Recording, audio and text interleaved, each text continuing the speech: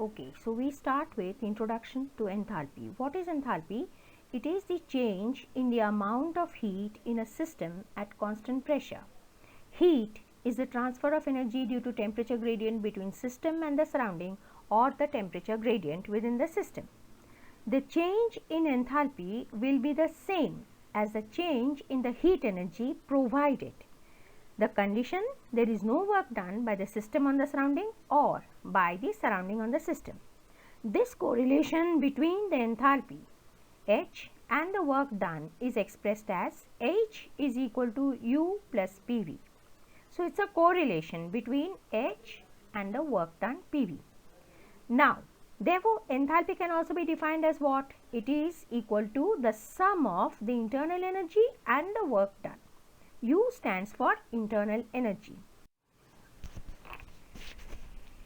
Now, since H or enthalpy cannot be measured in absolute values, the change in enthalpy is calculated and the formula is simply derived as, let the initial state of the system be denoted by I and the final state by F. Hi is equal to enthalpy at initial state, Ui is the internal energy at initial state, Hf is the enthalpy at final state, Uf is the internal energy at the final state. If Vi be the volume of initial state and Vf the volume at final state, then the enthalpy at the initial state of the system with pressure P remaining constant can be written as Hi is equal to Ui plus P into Vi. At the final state it is Hf equal to Uf plus P into Vf. Here pressure P is really speaking not constant. There is an infinitesimally small difference between the initial pressure and the final pressure, because it is an isothermal reversible system which we are considering in our thermodynamic study. If we subtract now equation 1 from equation 2, we get Hf minus Hi, that is delta H, is equal to Uf minus Ui is equal to delta U plus Pvf minus Pvi, that is equal to P delta V.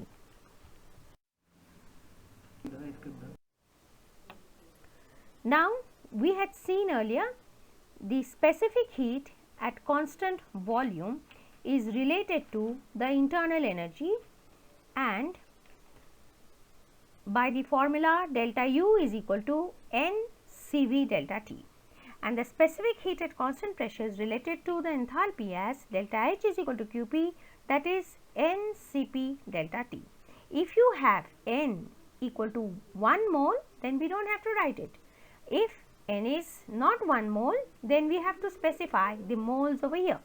Then Cp and Cv becomes the molar specific heat of the gas or the substance. Now, recall the expressions for the internal energy.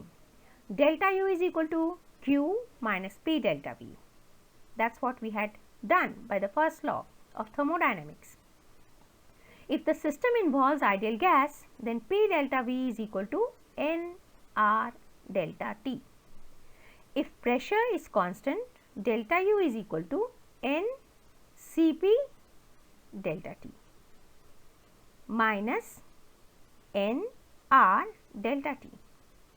Since Q is equal to NCP delta T, if there are n moles of gas, you have delta U plus nR delta T is equal to NCP delta T. Substitute the value of delta U from above. We get NCV delta T plus nR delta T is equal to NCP delta T. Solving algebraically, we get Cv plus R is equal to Cp. The other relation that comes between Cp and Cv is Cp upon Cv is equal to gamma. For air, this ratio of specific heat is 1.4. From all this, we just learned about the enthalpy and how it is related to heat at constant pressure as well as the internal energy. We will see about the different types of enthalpy that we will come across in thermodynamics and the importance of denoting the enthalpy changes with reference to signs plus or minus.